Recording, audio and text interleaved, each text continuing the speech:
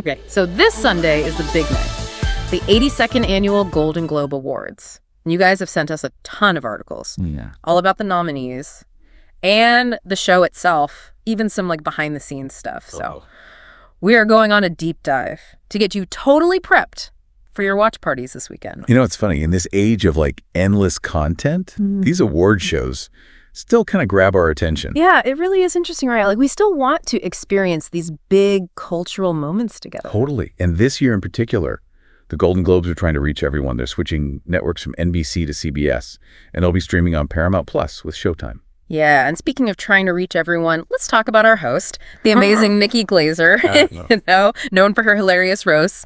And the roast of Tom Brady. Do you think she'll bring that same energy to the Golden Globes? Well, she's promising a fun show, but no like super harsh Ricky Gervais style burns. You know, it's interesting. The host really sets the tone for the whole night. Oh, absolutely. So it'll be interesting to see her approach. Okay, so on to the nominees. Starting with the movies. The clear frontrunner has got to be Emilia Pérez. It's a musical comedy with 10 nominations. Wow. Yeah, it's up against some other big names, though, like Wicked and The Substance. 10 nominations is pretty huge. Yeah, that's definitely a sign that it's the movie to beat. And it's especially cool because it has a history-making nomination. Yeah.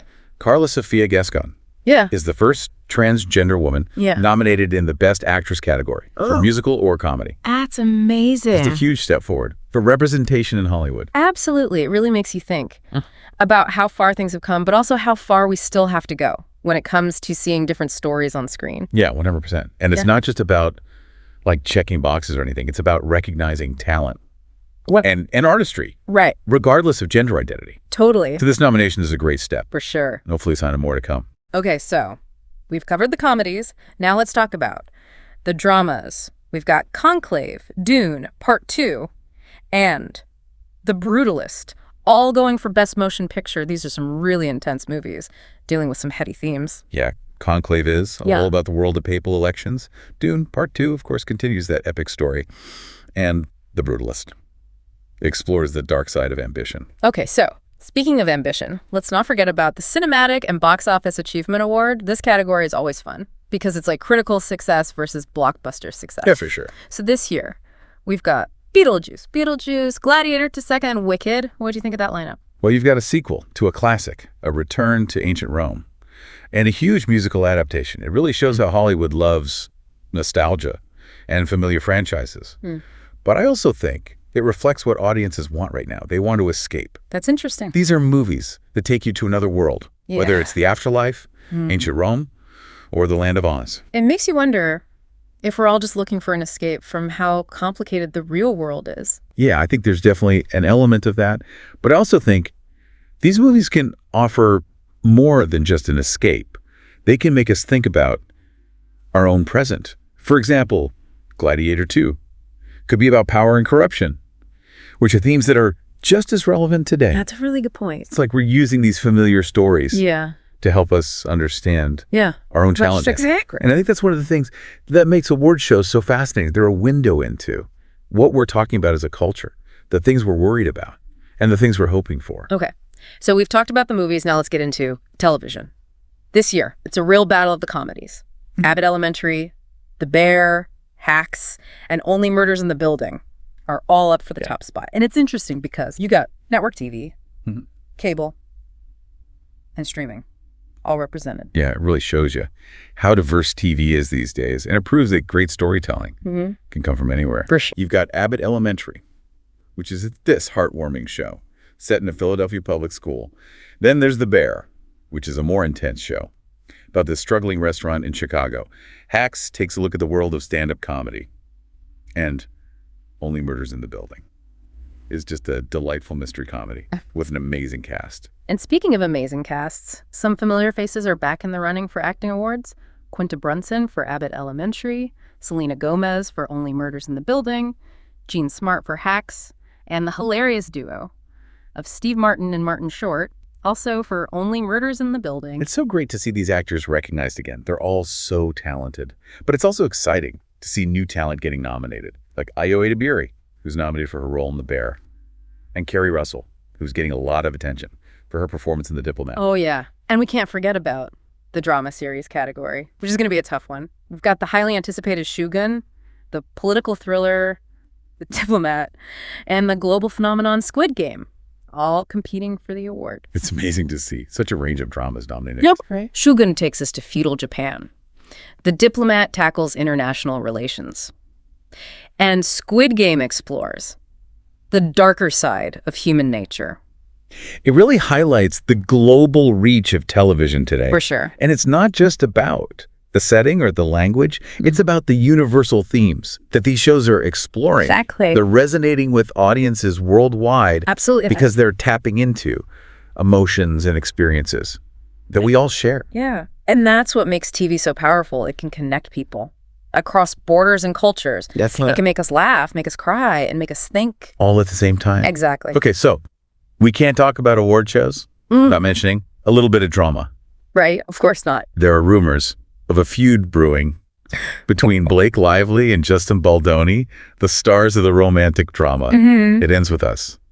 Uh-oh. Yeah, we won't get into the details, but let's just say things could get a little awkward on the red carpet. Yeah, the celebrity feud. It's practically a tradition at this point. It really is. Yeah. You know, it's interesting, though. Why are we so fascinated by these stories? Yeah. Is it because we secretly want a little drama in our lives? Yeah.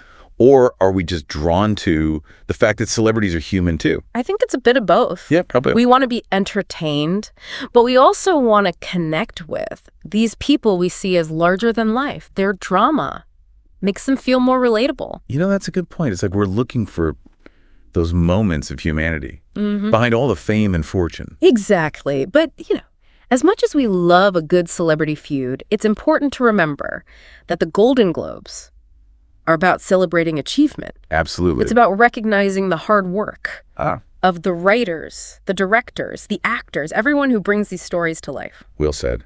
And on that note, I think it's time to shift our focus to some of the individual performances that are creating a buzz this year. Okay, let's take a look at the acting categories and see who's poised to take home a trophy. Oh, man, the Best Actress categories, they are packed this year. You've got Kate Winslet and Angelina Jolie going up against rising stars like Ayo Edebiri, who's nominated for The Bear, and Kerry Russell. She's getting a lot of attention for The Diplomat.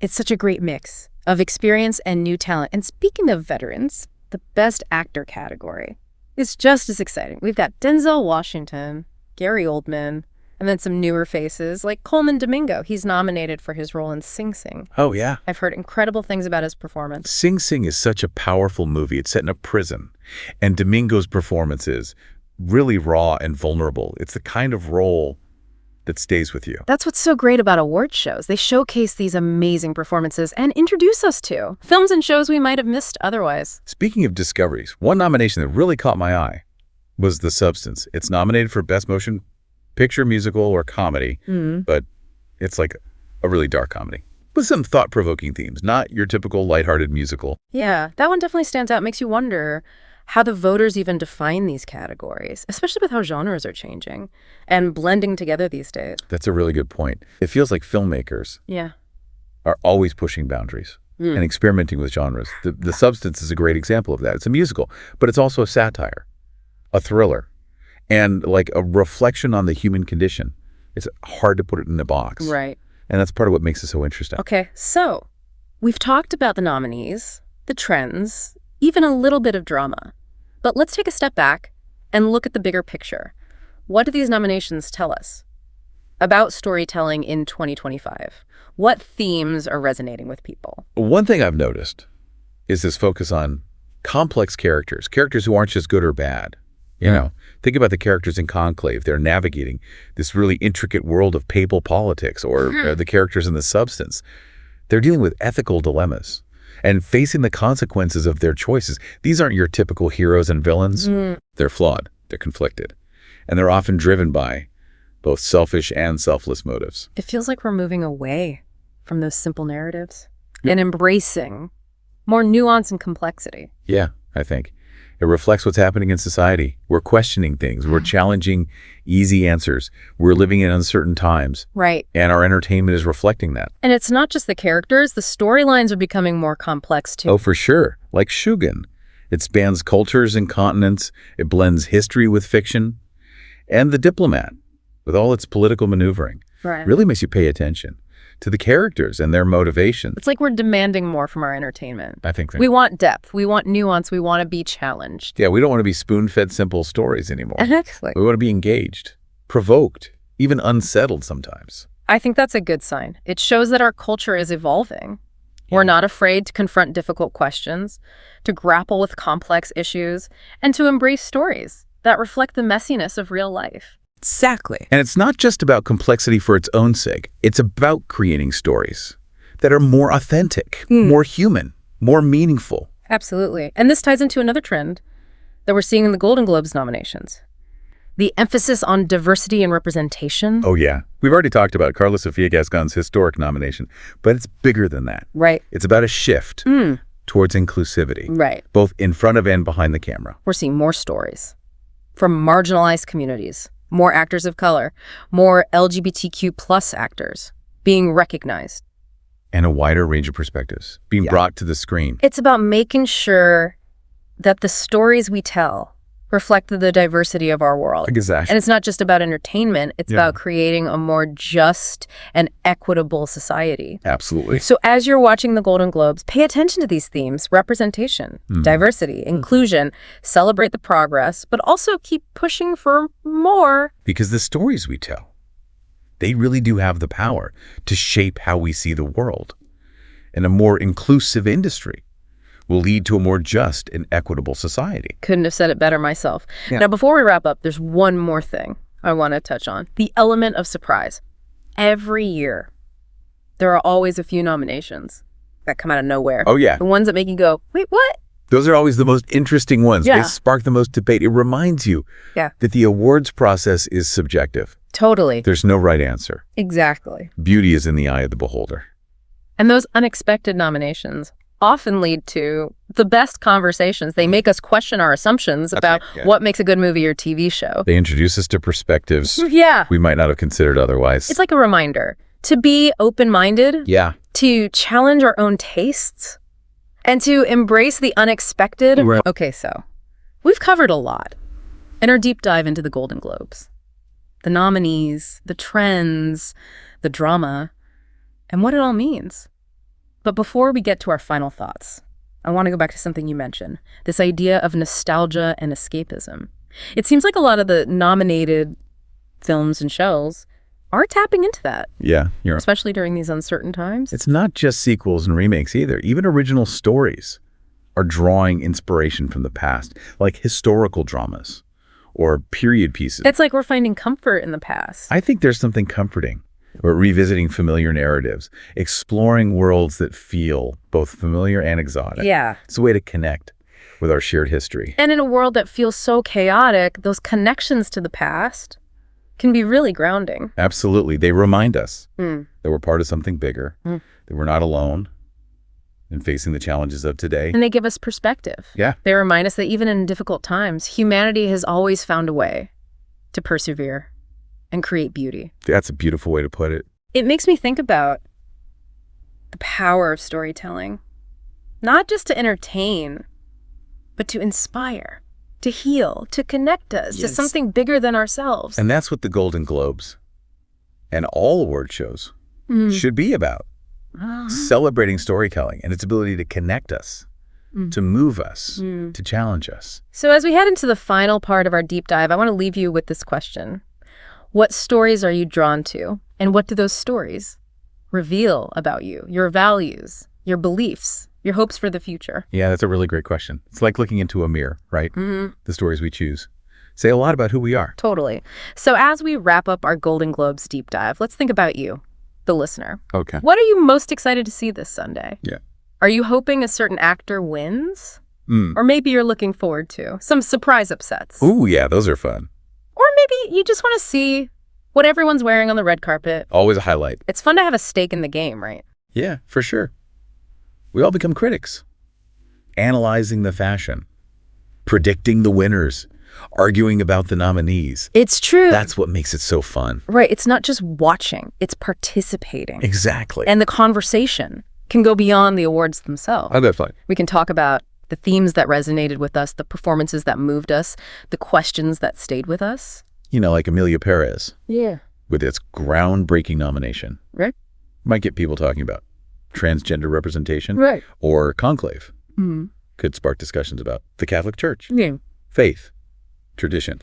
And we can't forget Squid Game, which Yeah. really got people thinking about social inequality. That's a great example. It started so many important conversations. It's amazing how stories can do that. Right. They make us think critically about the world. And they connect us with others. Who share our concerns. Exactly. And our hope. So as you watch the Golden Globes this Sunday, remember, it's more than just an awards show. It's a chance to engage with the stories, debate the choices, and let the whole experience move you, challenge you, inspire you. Well said. So there you have it, our Golden Globes 2025 deep dive. We talked about the nominees, the trends, the drama, and what it all means. We hope this got you thinking and gave you some things to talk about at your watch parties. Enjoy the show, everyone. And remember, the best part of any awards show is connecting with art. That speaks to you.